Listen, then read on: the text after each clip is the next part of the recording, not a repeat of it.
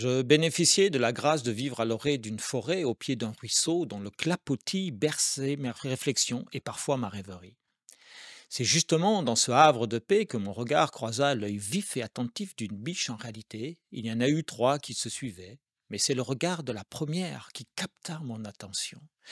Et lorsque nous nous vîmes, le temps, pendant une seconde, ou était-ce une minute, suspendit son vol.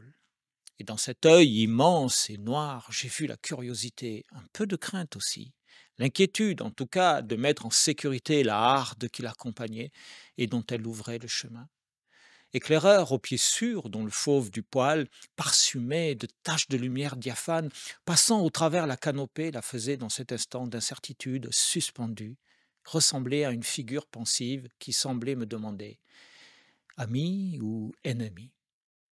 Laissant alors le chemin où elle se trouvait, le gracieux cervidé ne prit pas le temps de soupirer auprès du cours d'eau, mais dans l'échange silencieux d'un muet salut, de créature à créature, je suppose que son soupir a rejoint celui de mon âme, soupir d'aise devant une telle merveille, oh mon Dieu, soupir de remerciement devant une telle grâce, se mouvant dans la sylve sous les ombres fraîches, où le repos appelle celui qui te cherche. Seigneur, je m'en rends compte.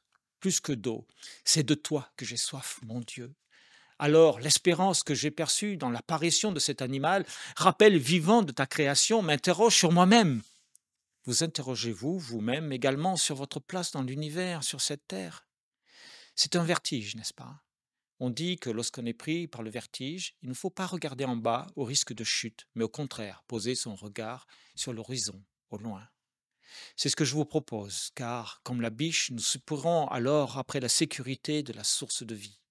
Levez vos visages et vos bras, tendez vos mains dans une douce imploration et rendez grâce à Dieu, car dans cet instant, votre âme a soif, soif du Dieu vivant, celui qui viendra, celui qui devant lequel nous paraîtrons enfin devant sa face.